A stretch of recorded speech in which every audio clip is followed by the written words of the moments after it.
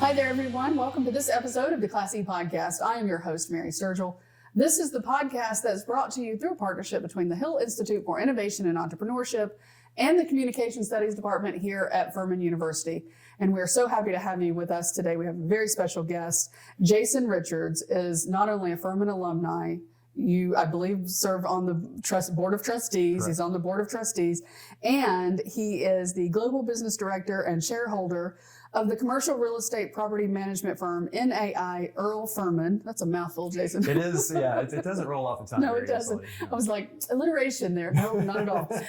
Well, welcome to the show. Thank you. It's an honor. So I wanted to have you on because I love your background. Mm-hmm. You were a political science major here at Furman Right. back in the day Correct. when you graduated. Back in the day. Back in the day. And then you went to Duke and got a certificate. Tell us about that certificate. So, yes, when I finished Furman, I lived up in Durham, and I was working with Habitat for Humanity. I was not building houses. I'm not remotely handy, but I was on the administrative side in the office. And Duke, I think they still do have a certificate program in nonprofit management.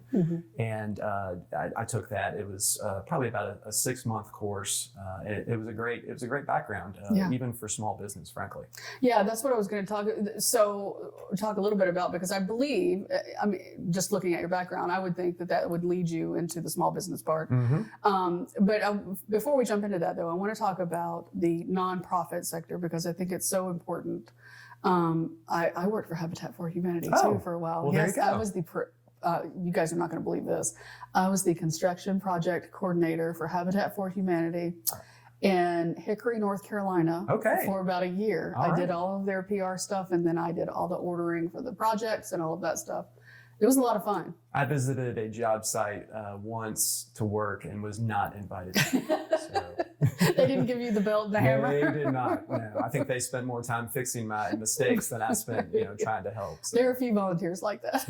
I would say. Know your limitations. Yeah, exactly, and accept them. So let's talk about your role in the nonprofit world. Sure. What kinds of things did you do, and did you learn that help you now? Well, so when I finished that program, I moved back to Greenville in 2003. And so my wife and I met at Furman. We're one of those couples. Yeah. And she finished graduate school. We got married and moved to Greenville. And I started working in nonprofits here. And so I worked for 2 different nonprofits. And a nonprofit's a small business. Absolutely. And really, I'm so thankful from that point early in my career, because working in a nonprofit, you have to be hands-on in every aspect of the operation. And so I learned, I think, a lot more than many of my counterparts that went more traditional corporate routes right out of the gate. Right. That's a very good point, because when you do work for a nonprofit, you have to wear multiple hats. Because, money's thin most of the time. Oh, yeah. And you have to put your talents where you can put your talents and make it happen, I love that, the fact that you compared it to a small business, because that's really, in fact, the way that most nonprofits should be run. And the successful ones are. Oh, absolutely. Yeah. So you still have to be pretty innovative, though, in that. And I'm going to circle back around to the idea of innovation. Sure. So then, after the nonprofit sector, did you go directly to NAI Earle Furman? Sure. So, as I said, I worked with 2 different nonprofits here in town, but on the side, I have always been interested in passive income and alternative investing. I started dabbling with stocks when I was in high school, and at that point in my, mid-20s, I was very interested in real estate. And so while I was working with the nonprofits, I was actually investing on a very small scale in some commercial properties, and was a client of NAI Earle Furman. Yeah. And so working in that second nonprofit, I was in operations management, and an operations position was coming open at NAI, and they asked me in then. So I started there in 2007. Yeah. That's a great stepping stone too. I did not the exact same thing, but a similar thing. Worked in a nonprofit that led me to my corporate jobs, and in 2 instances, right? It's a great foundation for business. Yeah, for sure. So let's talk about what you do now in the commercial real estate world. You're in charge of kind of growing the business. Right. So it's been fun. When I started with the firm in 2007, we had, I think, 12 commercial brokers, a couple of property managers, and the company as a whole was, 1 floor of 1 office here in Greenville with about 30 people. Now we're about 160 people. We have 5 offices in North and South Carolina. And in addition to, the brokerage and property management, both of which have grown quite a bit, we started a private equity fund 7 years ago. We bought about, I think, $600 or $700 million worth of real estate with that. Yeah. And that's kind of you're the one who kind of looks for acquisitions. Is that right? Well, so, everything we do is a team effort. Right. We're very collaborative, very entrepreneurial is the word we like to use for our firm. But so I was the COO and I actually pivoted to a different position a couple of years ago. But at the end of the day, yes, we're always looking for opportunities. One of my roles as COO was looking for acquisitions, not of real estate, but other brokerages and like firms that we could roll in. And I'm still doing that as well. Right. So to grow the firm. The footprint. Right. Yeah. Yep. Gotcha. Sure. So and you just alluded to it in your description on the website, it talks about how you guys are innovative thinkers and you talk about that entrepreneurial mindset. Right. I want to talk about that a little bit. How do you carry that out as a company and then individually too? Well, I think, our business especially, as I said, we have 3 business lines, but commercial brokerage is our core business. And, nationally and really internationally, that's becoming much more corporate. There are a lot of really large firms that do a lot of work with Fortune 100 companies, and they're very process oriented, if this, then that. Right. We actually like to joke, all of our upper management is liberal arts majors. And so, and truly, we're very much, we're very thoughtful in how we approach things for clients and investors and for our own business. And I guess the word that I always like to use is, we're very open-minded, and we don't say no to an idea just out of hand. We really think through, is this something we should try? Yeah. And we're open to trying and failing. Yeah. I think that's a great trait that entrepreneurs should have. Absolutely. Right? You have to be, and most entrepreneurs do, I will say this, and this may be the main difference between people who are entrepreneurs or innovative thinkers and people who are not, is that entrepreneurs and innovators say yes. Right. Well, and I think, too often, and certainly when I was in the COO role, and especially as with regards to, when employees come to you and they have an idea, I think people just too often say no because that's the way, that's not the way we've done it. Exactly. And, we've always done it this way. Right. Yeah. And so, training yourself to say, well, no, is there a reason that we haven't done it or we just don't do it? Right. And sort of recentering that thought. And I think we're really good at that. Yeah, I think that's important. I think if COVID taught us anything, it maybe that's one of the things that it taught us. Right. There are other ways to do things. Absolutely. Yeah. If you would give advice to new entrepreneurs, because you are an entrepreneur, even though you may work for a company, what would your advice be in addition to saying yes to those things? I think entrepreneurs or people, just getting started in a corporate career, my advice is always kind of the same. And this is reflective of my personality, so your mileage may vary. But, I've built all of my success on relationships. And I do feel, that things, especially, with COVID and people getting very comfortable with remote things, which is great, you have to work extra hard to build relationships. Absolutely, yeah. Because, the people who focus on the transactional aspects of business do very well in the short term. But as you're growing a company, if you're an entrepreneur or trying to bring a product to market, it's the relationships you've built along the way before you actually needed them that are going to help you get across the goal line. Yeah. And so for me, it's time invested, that may not have a clear objective at that moment, but it's taking time to build and maintain those relationships. And planting those seeds. Exactly. Yeah.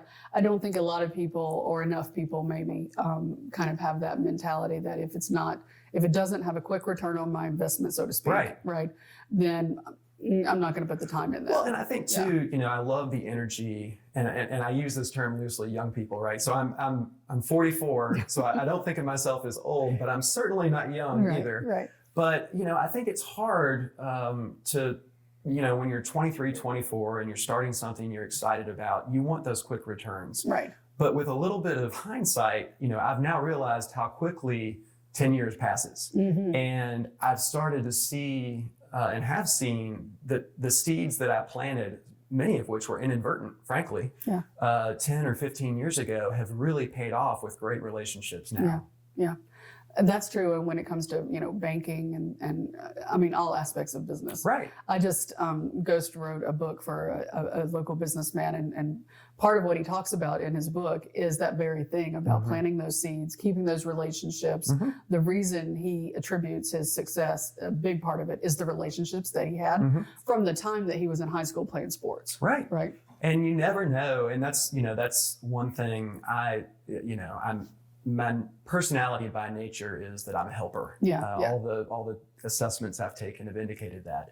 But, a lot of the relationships that I now have are people that I helped in some way, 10 or 15 years ago with no notion of a return at the time, but they've worked their way up and now they're in a position to pay that back. And you just never know. That's amazing. Yeah.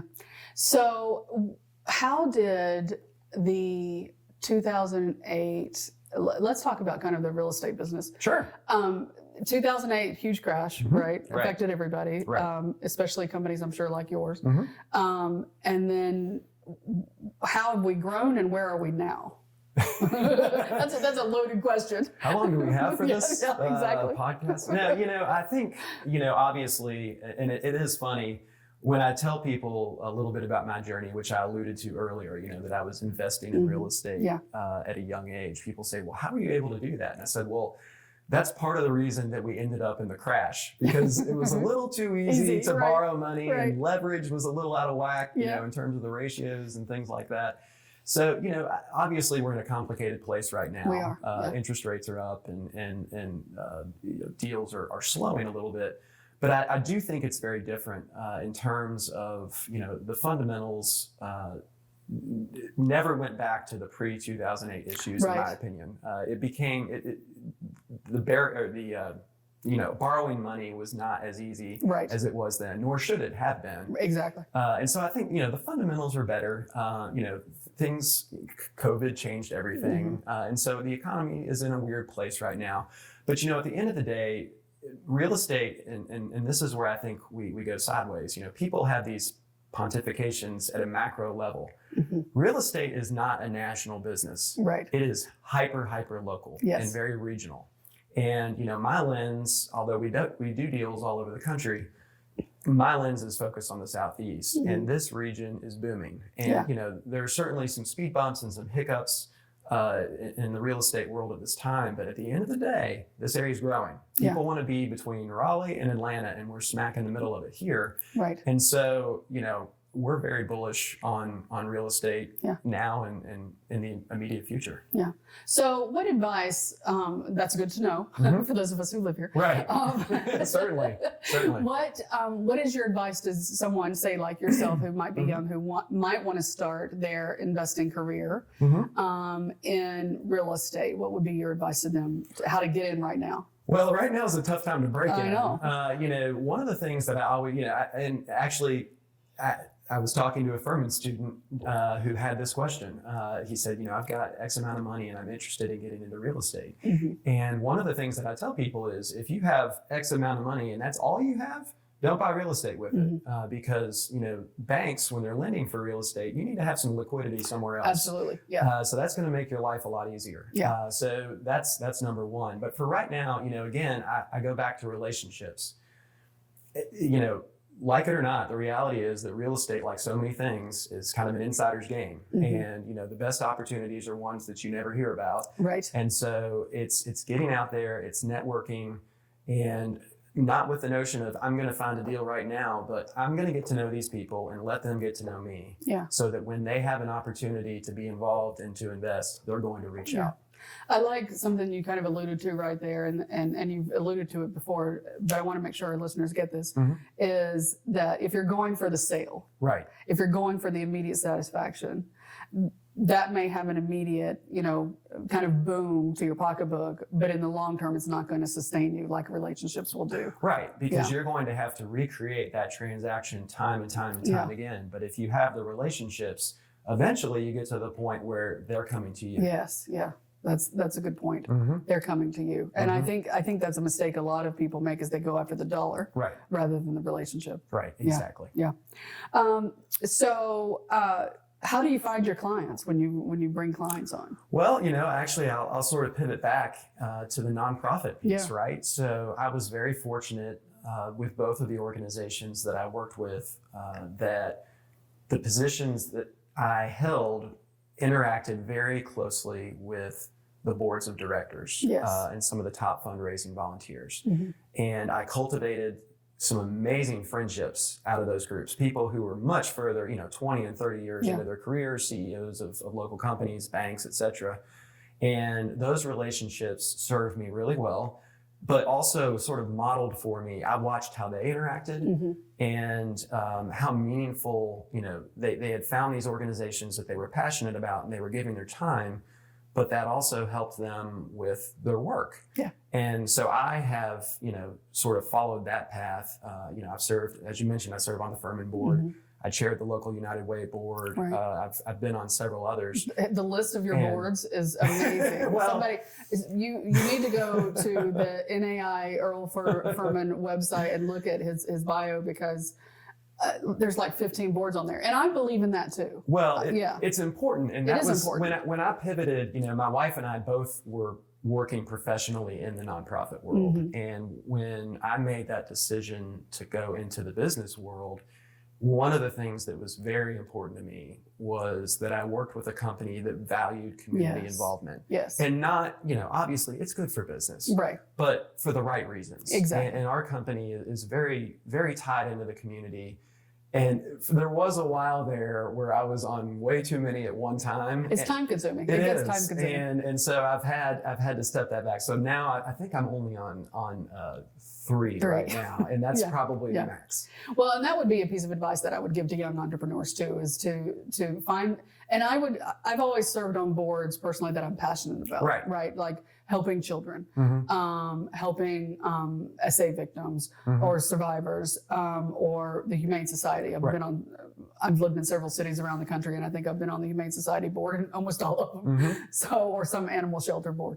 And that has kind of opened doors for me and those relationships that you talk about in the same way. But you have to be passionate. Absolutely. And that's one thing Absolutely. we tell, when we're training new people within our firm, we encourage them to be involved. Right. But we also put that asterisk on there that says, if you do this for the wrong reasons, if you're doing it just to try and build relationships and you're not passionate about the cause, you're going to do more harm than good Absolutely. to your career because Yep. people will see through you. So you have to Yep. have that passion. That's a good point. I'm glad you made that point. It's so true.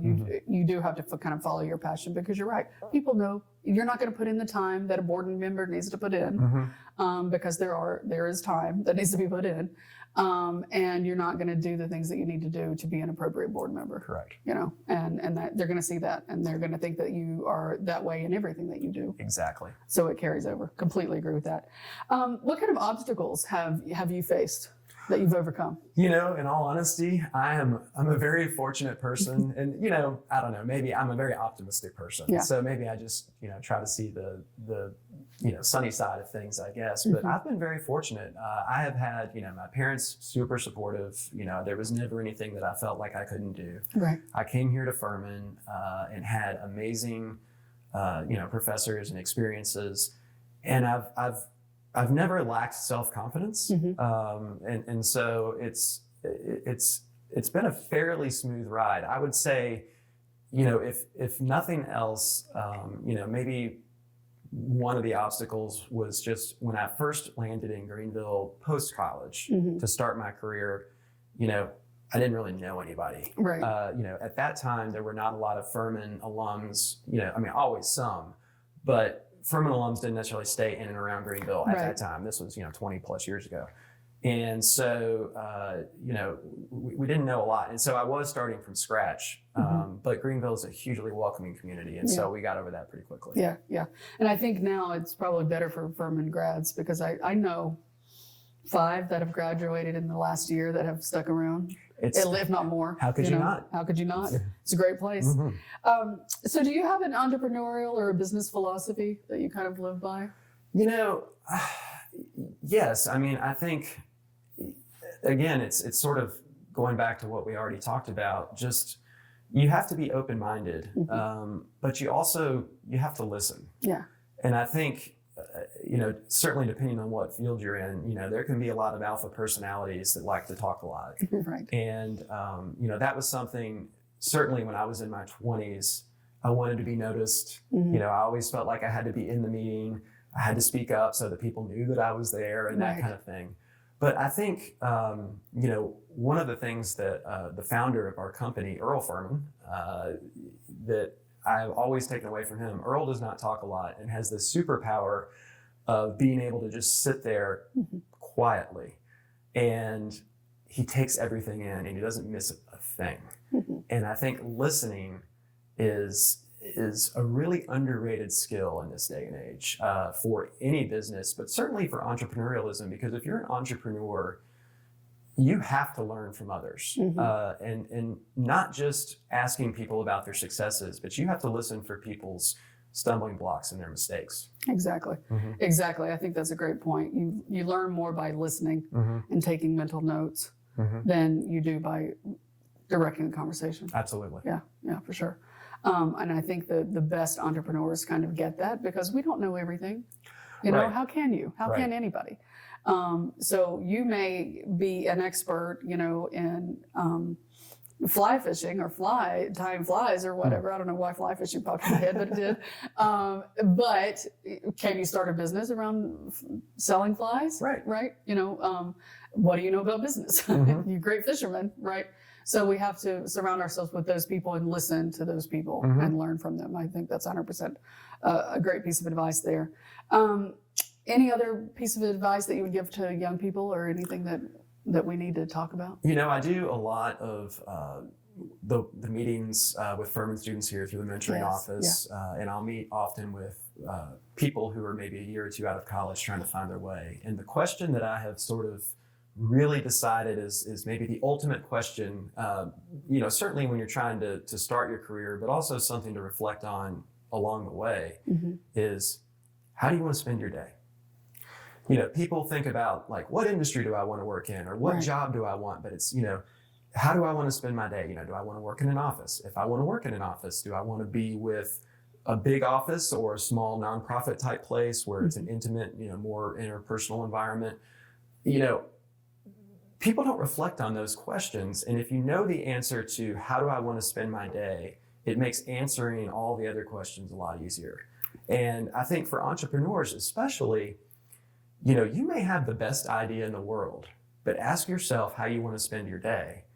And if it's not doing all the hustle and the grind that you have to do to start something, then, maybe entrepreneurialism's not for you, So I think that's a question that people really need to reflect on. I love that.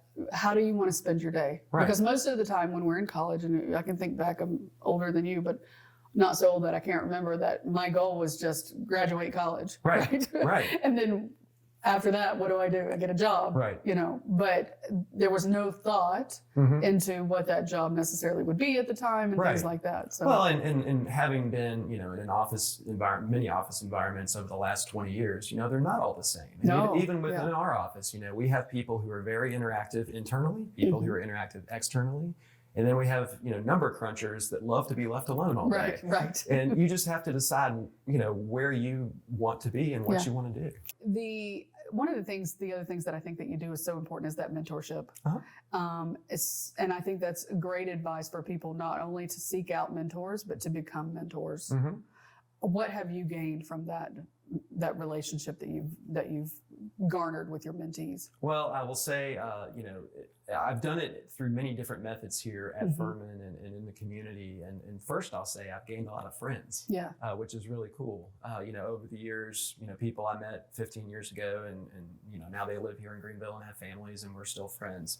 But, for me personally, I think when I talk things through with current students or young people in general, it forces you to think about what you're saying and to reflect on yourself. Because the advice that I gave 10 years ago is different from the advice that I give now. And so it's very useful for me in that regard. But at the end of the day, for me, it's just fun. Yeah. I love people. I love relationships, and it's a great opportunity to get to know folks. Yeah. All right. I love that, Jason. Yeah. Amazing advice all the way through the conversation. Oh, well, thank you so much. Yeah. Thank you. Thank you so much for coming. We appreciate it. It is a true pleasure. Speaking of mentoring folks, there's a great opportunity for you, if you're a business person, if you're an entrepreneur, to mentor our students here at Furman through the Hill Institute for Innovation and Entrepreneurship. And so to find out more about that, if you're interested in that, we would love to have people like Jason and like many of you to come mentor our students through their entrepreneurial journey. So contact the Hill Institute for that. But for now, remember, this is the Class E podcast. I am your host, Mary Sturgill. It is produced by student producer Isabella Martinez. And it's produced through a partnership between the Hill Institute for Innovation and Entrepreneurship and the Communication Studies Department here at Furman University. Until next time, everybody, dream big.